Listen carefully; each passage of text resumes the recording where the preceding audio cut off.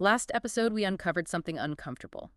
Human vigilance doesn't scale, attention drops, fatigue sets in, and eventually, mistakes happen. So if awareness fails, what replaces it? Professionals in high-risk fields already know the answer. They stop trying to fix people. They redesign the environment where decisions happen. Air traffic control, aviation, medical safety. These systems assume mistakes will occur, and they are built to survive them.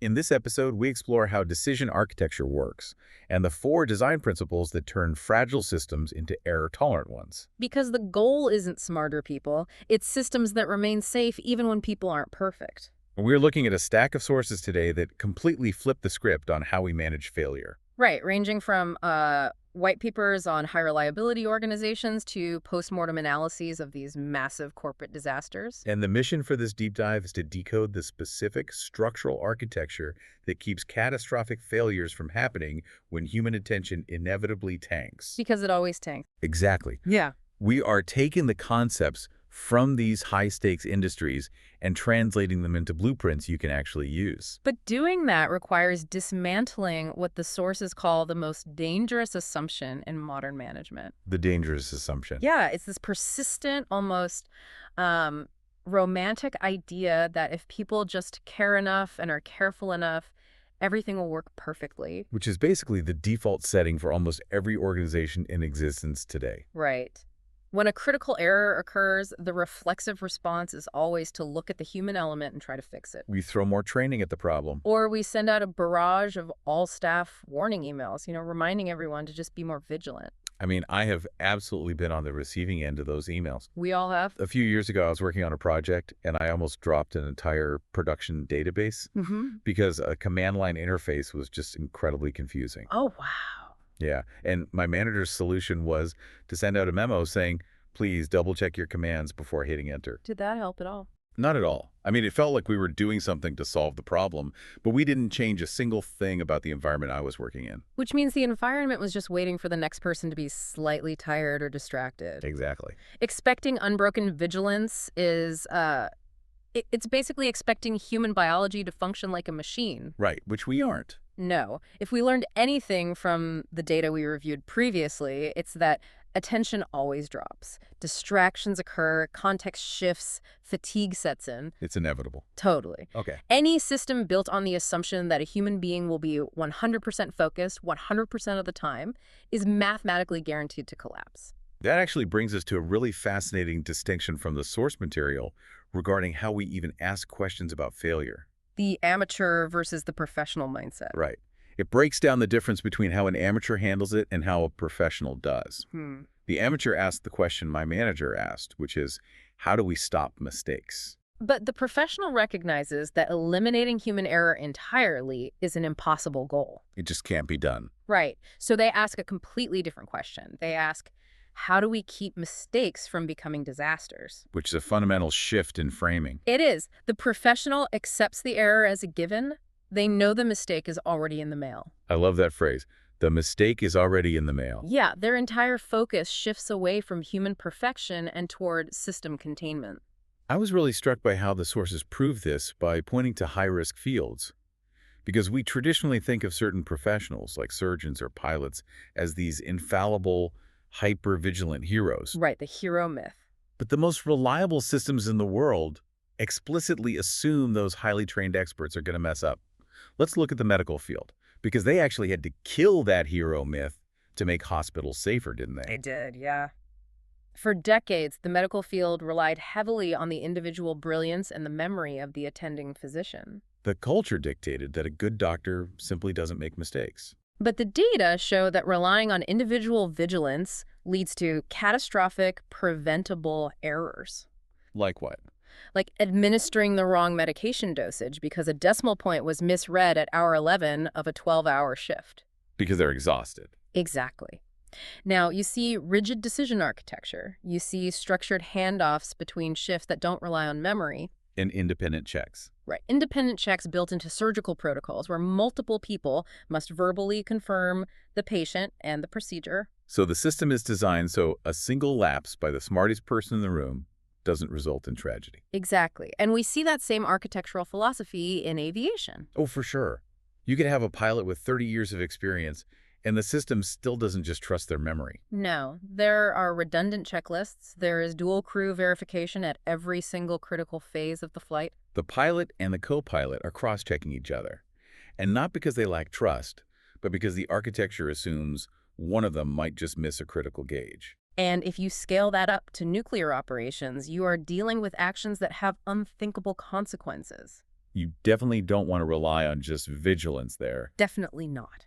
The architecture there requires multi-layer, often physical authorization before any irreversible action is permitted. It's the classic two keys turn simultaneously at opposite ends of the room scenario. Exactly. One person having a bad day, or even one person acting maliciously, cannot trigger a meltdown because the physical environment prevents it. Air traffic control is another brilliant example from the text. Oh, talk about a high-pressure environment. Right, where a momentary drop in attention could cost hundreds of lives. Yeah. But they don't just put planes in the sky and tell the controller to keep an eye on things. No, the sky is literally sectioned off into invisible architectural boxes. They have defined altitudes, structured corridors, and automated collision warning systems. So a single lapse by one controller won't cause a collision because the system has layered separation rules. None of these industries rely on vigilance alone. They rely on error-tolerant architecture. The human is just one layer of a multi-tiered defense system. Right.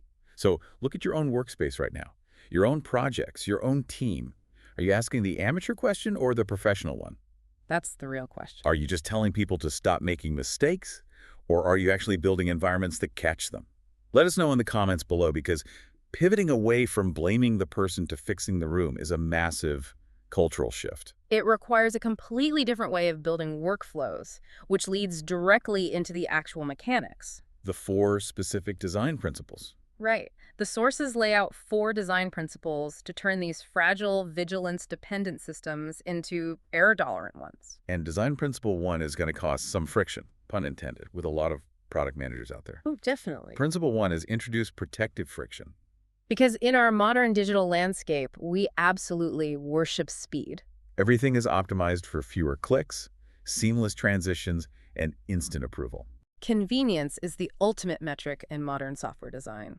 But the sources highlight a dangerous trap here, which is that convenience is often mistaken for good design. How so? Well, in reality, hyper-efficient systems quietly remove the very barriers that prevent disasters. If you can execute a massive permanent data wipe with one single click, you are entirely dependent on not accidentally bumping your mouse. Which happens all the time. Right. The fastest system is almost never the safest system. But wait, if we intentionally add friction, doesn't that completely derail the user experience that companies spend millions trying to perfect? It creates a necessary tension. The fastest system is optimized for speed at the cost of structural protection. Real, mature design balances efficiency and protection. So friction is actually a tool. In critical decisions, friction isn't a bug, it is a structural feature. It interrupts the autopilot loop. Oh, I had that loop. We all know that feeling of mindlessly clicking next, agree, submit on a screen because we've done it 100 times. Friction forces you to wake up for a second. It demands conscious intent. The sources point to things like requiring a user to manually type out the word delete before prominently removing a workspace. Or deliberate mandatory time delays before a massive financial transfer goes live. Or requiring re-authentication, meaning you have to enter your password again to change your core security setting, even if you are already logged in. That little hurdle forces you out of your routine. The safest system rarely feels frictionless, and that is a deliberate architectural choice to buy you a few seconds of critical thought. Which flows right into the architecture of how we validate those thoughts. Design principle 2 is require independent verification. High-risk environments never trust a single signal. Never. If your entire operation takes one data point as the absolute truth, and that data point is corrupted or wrong, you are accelerating toward a failure with no brakes. What does that look like structurally?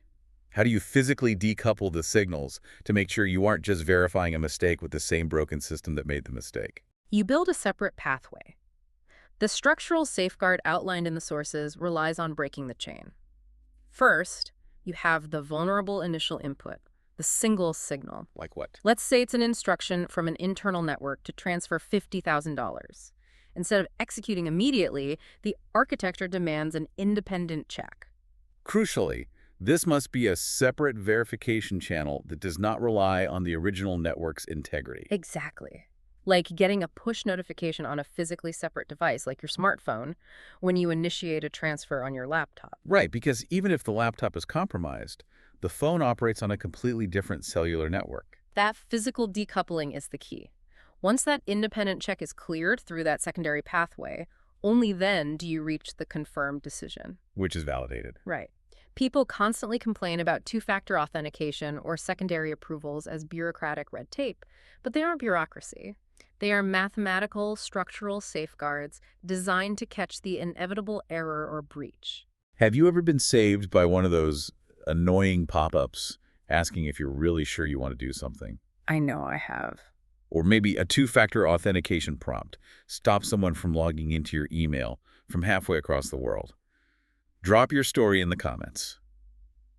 We all have that one moment where engineered friction saved us from a massive headache. Those moments are the decision architecture working exactly as intended. They are invisible safety nets catching a fall. Now, before we dive into the final two principles, which are really about how you manage the flow of authority and execution without creating bottlenecks, we want to invite you to subscribe to the YouTube NCWEBDEV channel so you don't miss all the new stuff coming out. Yes, definitely subscribe. We've got a lot more deep dives planned, and hitting that subscribe button ensures you stay updated on all these high-level system breakdowns. Moving right into design principle 3, which is layered decision gates. We've established that friction is valuable and independent verification is necessary. But how do you organize an entire company's workflow around those ideas without grinding everything to a halt? Right. The fundamental rule here is that dangerous, irreversible actions should never happen in a single fluid step. You need architectural space between the idea and the execution. Exactly. The sources define a sequence of gates that add context and scrutiny. Rather than just listing them like a dictionary, let's think about this in the context of deploying a massive software update. You don't just want an engineer hitting publish. No, the first gate is the request. This takes the intent out of the shadows and puts it on a public logged record. The intent is surfaced. Like, I want to push this code. But because it's a gate, the code doesn't move. It sits there waiting for the second gate, which is the review. This is where the context of the request is examined. And the critical architectural detail here is that the review must be independent of the person making the request. You cannot grade your own homework. Right. If the engineer who wrote the code is the only one reviewing it, you have zero structural integrity. You are just relying on their personal vigilance again. Which brings us to the third gate, confirmation. So the independent review has passed. The automated checks have cleared. And explicit authorization is granted by an authorized party. Only then do you reach the fourth gate, which is execution. And when execution happens, it proceeds with a full trace. Meaning you have a permanent record of who requested it, who reviewed it, who confirmed it, and when it went live. It drastically reduces the chance of an unforced error. Which perfectly sets up design principle 4, separate authority from execution. This one feels incredibly relevant today. Especially given how much we rely on automated software to do our heavy lifting. It is the hallmark of a mature operational system. The entity that executes a task should not be the entity that authorizes it. If the exact same person or the exact same automated script can decide to do something and then immediately do it, you have a massive single point of failure. You have bypassed all decision architecture. Automation is incredible at performing actions rapidly. It can wipe a server farm in milliseconds, but authority must remain tightly controlled and heavily monitored. You do not want a rogue script deciding to purge inactive accounts and then just executing that purge without any human oversight or secondary approval. To prevent that, the architecture must separate roles into 3 distinct buckets. First is execution, the person or system that physically performs the action. Second is authorization, the entity that evaluates the gates and grants permission. And third is oversight, the role that monitors, audits, and maintains the logs of the entire process. The crucial, absolute, non-negotiable point the sources make here is that no single person should ever hold all 3 of those roles. If one person holds execution, authorization, and oversight, you don't actually have a system. You have a dictatorship of one person's attention span. By separating those roles, you ensure that multiple perspectives, independent checks, and structural friction are woven into the very fabric of the decision. Looking at these 4 principles, protective friction, independent verification, layered decision gates, And separating authority from execution, it makes total sense. It sounds bulletproof. Right. But let's be realistic. It also sounds incredibly expensive and complicated to implement. It does. Which brings us to the hard truth of why most organizations actively avoid doing this. It comes down to the path of least resistance. The sources spend a lot of time contrasting the easier path with the harder truth. The easier path is what we discussed at the top of the episode. You run a weekend training seminar. You launch a flashy safety awareness campaign. You put posters in the break room. Right. Training people is significantly cheaper and faster than redesigning your entire software stack or overhauling your operational protocols. For a manager, it's an easy box to check. They can say, well, I sent them to the safety seminar, so if they mess up, that's a human resources problem, not a systems problem. It shifts the liability and the blame entirely onto the individual. But the harder truth is that real protective system design demands sacrifice. It introduces friction. It intentionally slows down certain processes. It requires significant structural effort, budget, and time to build those gates and separate those roles across different departments. You will definitely have product managers fighting security teams over user experience. But the cost of taking that easier path is massive. The easier path fails precisely when you need it most. A poster in the break room doesn't help you when you are exhausted under a tight deadline and you click the wrong drop-down menu. The structural safeguard does. The sources refer to this as the quiet power of architecture. When decision architecture is designed well, it is practically invisible. And that is the tragedy of good design. When it works flawlessly, nobody notices. Nobody throws a parade for the catastrophic database deletion that didn't happen because a system gate caught a typo. The non-events are the ultimate proof of success. The architecture catches the mistakes early before they have the chance to compound. And even if a mistake does somehow slip through multiple gates, the damage stays limited. The sources use the concept of a blast radius. I love that imagery for this. Good architecture contains the blast radius. A failure in one isolated part of the system doesn't trigger a cascade that brings down the entire organization.